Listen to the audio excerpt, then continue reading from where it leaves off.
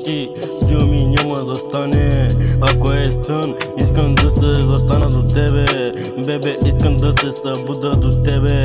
Искам да съм чист със цялото си време. Ще си имаме едно бебе и то ще прилича на тебе.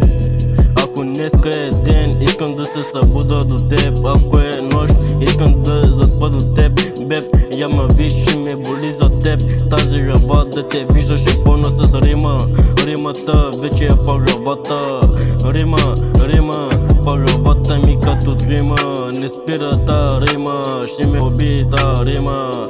Та ръба тука мисли само за римата. Като влезнам в римата, прави ги леща. Ти си леща, ти си ги леща. Аз гледам само кеша.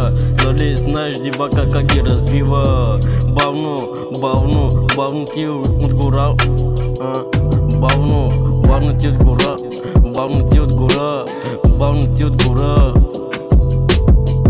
Давам ти бавно на отговора. Няма се занимавам и тука с коментари. Аз съм инструментала, ти си коментара. В песните виждам много коментари за мен, защото аз съм известен, бейби. На 2024 ще бъда най-големия известник аз, бейби. Като бях момчак, бях мояк аз.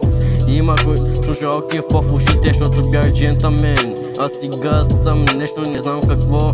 Обаче като се събуда, искам да чувам само тебе. Бебе, да се събуждаш с моята рима, която обичаш да я чуваш. Нали знаеш, няма какво чуваш или какво не. Трябва тука да се слага, ако не е за лев, поне да е за кеф. Нали знаеш, когато е оригинална, тука е инструментално. Когато е лесно, всеки ред да фани. Ще фаниш, ама кога ще го фаниш? Аре, скри се вече тъпанар. Не виждаш ли докъде си достигнал ти?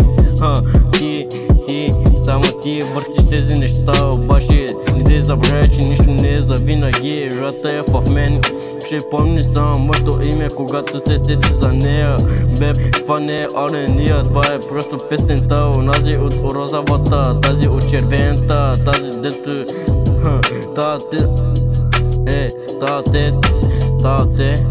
Тате, защо ме научи така да направя, а сега Ренсан да бута навътре да е на топло.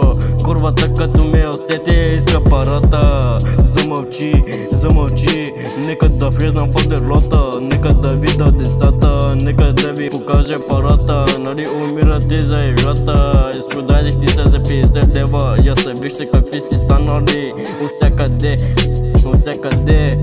Всякъде ви виждат вас какви сте сега. Аз съм в нас, сам си спрял римата, бе брат. Нямам да пея за вас, а ще си пея за римата. Защото в работа ми винаги има за жената. Като се е сета за нея. Този важен момент, който трябваше да го живея. Кой каза, че трябва да спреш в най-хубавия момент, когато се радваш? Кой каза, че трябва да оставаш? Каквото си оставил, това ще намериш.